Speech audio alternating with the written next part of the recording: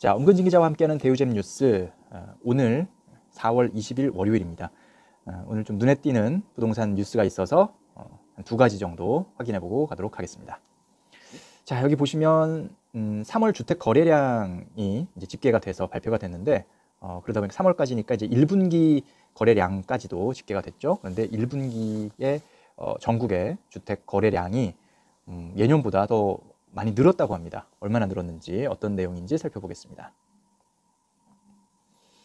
네, 이데일리 기사네요. 올해 1분기 예년보다 집 많이 샀다.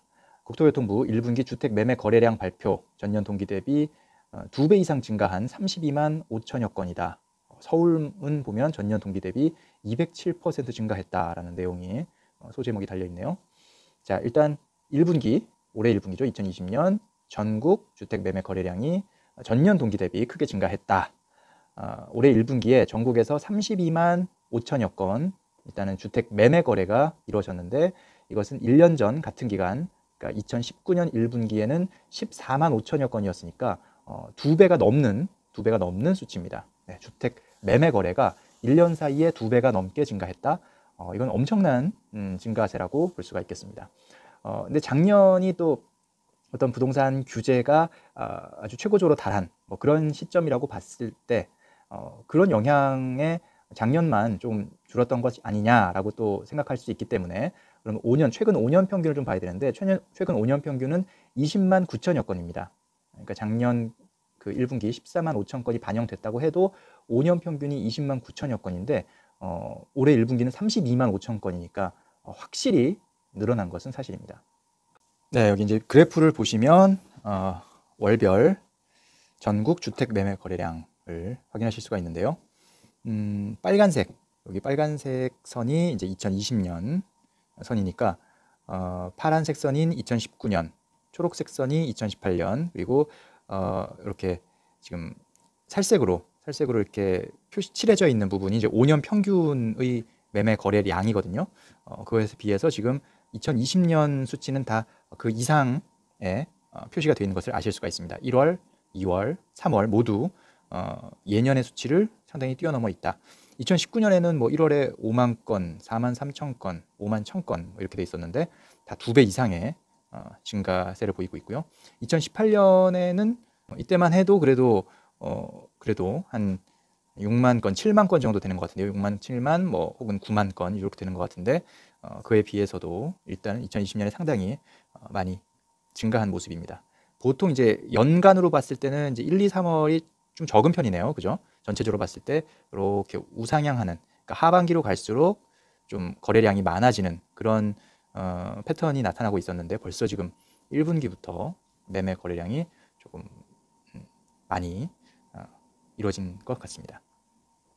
자, 지역별로 봤을 때는 특히 서울의 거래량 증가가 눈에 띄었다라고 되어 있습니다.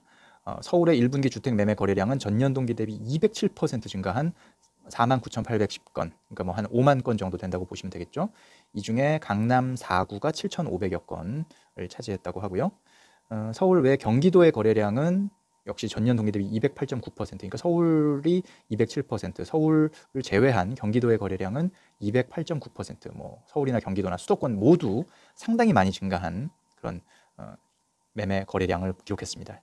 경기도에서 10만 7천여 건, 상당히 많이 늘어났네요. 전월세 거래량도 늘었네요. 1분기 전월세 거래량이 59만 7,500여 건이었는데 전년 동기 대비 12% 늘어났고요. 서울은 19만여 건으로 8.8% 증가했고, 강남 4구만 놓고 보면 4만 1,900여 건으로 1.4% 증가. 그러니까 전월세는 상대적으로 서울보다는 지방에서 많이 늘었군요. 그죠?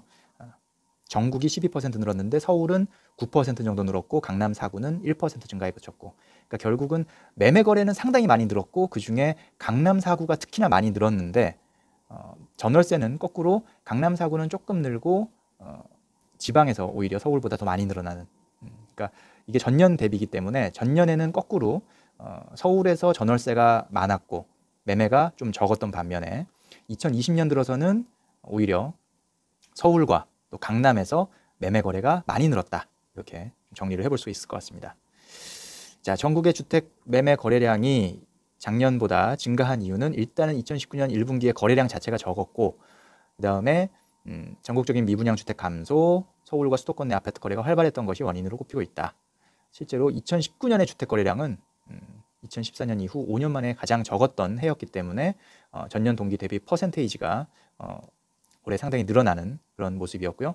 국토부 관계자는 코로나19로 인해서 향후에는 주택 매매 거래량 감소가 예상된다. 3월 거래량에도 코로나19 영향이 일부 반영된 것으로 보인다라고 말했습니다. 그 얘기는 3월 달에 코로나 영향이 반영됐음에도 불구하고 이렇게 많았다는 거죠. 그런데 어쨌든 이제 4월부터는 조금 더 그 여파가 많이 나타날 것으로 예상된다고 일단 국토부에서는 보고 있다는 얘기입니다. 자, 올해 1분기 전국의 주택 매매 거래량, 그중에도 서울의 주택 거래량, 또 강남의 주택 거래량이 많이 늘어난 상황을 일단은 보고 계십니다. 두 번째 뉴스도 역시 부동산 관련된 것인데요. 1216 대책에서 주택담보대출과 관련한 그 규제가 나왔었죠. 15억 원을 초과하는 주택에 대해서는 주택담보대출을 전면 금지하는 LTV, 주택담보 인정 비율을 0%로 만들어서 대출을 받을 수 없게 만든 그런 아주 강력한 대책이 있었는데, 그것이 나오자마자 또 일부에서 이것은 위헌이다, 이렇게 소송이 제기가 됐고, 그것과 관련된 소송이 이제 진행되는 과정에서 정부가 그걸 준비하고 있다, 그 준비하기 위한 예산을 설정했다라는 내용입니다. 자, 15억 초과 주담대 금지 헌재 소송전이 이제 본격화되는 상황이고요. 정부가 반론 자료 청구 위한 예산으로 1억 4천만 원을 편성했다. 착수금이 5,500만 원, 성공 부수가 5,500만 원이다. 국토교통부와 기획재정부, 금융위원회, 금융감독원이 이 헌법소원 사건 소송 대리 입찰에 들어갔다고 합니다. 그러니까 헌법소원 심판 그 소송을 대신해서 이제 대리해줄 대리인을 선정하고 심판 수행을 위임하기 위해서인데요. 여기에 들어가는 예산은 국토부와 기획재정부, 금감원, 금융위원회가 각각 좀 분담을 하게 됐습니다. 그래서 국토부와 기재부, 금감원이 한 4천여만 원, 그리고 금융위원회가 1,900여만 원의 예산을 편성했고, 착수금 5,500, 성공보수 5,500, 구두 변론 수수료 3,300만 원이 포함됐다고 합니다.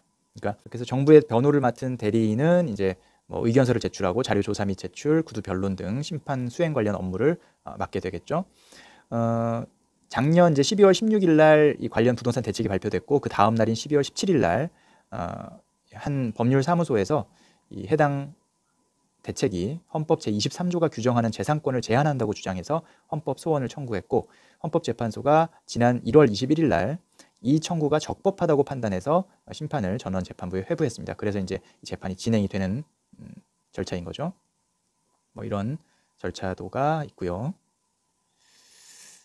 자, 앞서서 이제 이 헌법 소원을 청구한 측의 입장에서는 공공의 필요에 의한 재산권 제한과 보상은 법률에 근거해야 한다.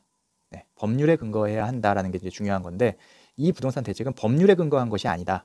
그러니까 이 15억을 초과하는 주택에 대해서 주담대를 금지하는 것은 법률에 나와 있는 내용이 아니라는 거죠. 그래서 헌법이 정한 법률 유보 원칙에 어긋나고 이런 절차적 흠결 때문에 과잉금지의 원칙에 위배된다라고 주장을 해서 이제 헌법 소원을 청구한 것이죠. 자, 1216 대책에는 15억 초과 아파트에 대해서 주담대를 전면 금지하는 내용을 담고 있고요. 바로 고가 아파트, 고가 주택의 투기 수요를 차단하겠다는 취지인데, 여기에다가 시가 9억 원 초과 주택의 경우도 기존의 LTV를 40%에서 9억 원을 초과하는 부분에 대해서는 20%로 축소하는 내용이 바로 1216 대책에 담겼던 내용입니다. 과연 이 헌법 소원 결과가 어떻게 날지 좀 궁금해지기도 합니다. 그동안 정부의 부동산 대책에 대해서 너무 강력하다, 좀 무리하는 것 아니냐, 뭐 이런 지적들이 간간히 나왔는데, 어쨌든 이번에는 헌법 소원 청구까지 이뤄졌고, 헌법재판소에서 그거에 대한 판단을 내려야 되는 그런 이제 시간이 다가오고 있기 때문에 그 결과가 상당히 주목됩니다. 자, 엄근진 기자와 함께하는 대우잼 뉴스, 오늘은 여기서 마무리 짓겠고요. 자, 다음 시간에 또 만나 뵙겠습니다. 감사합니다.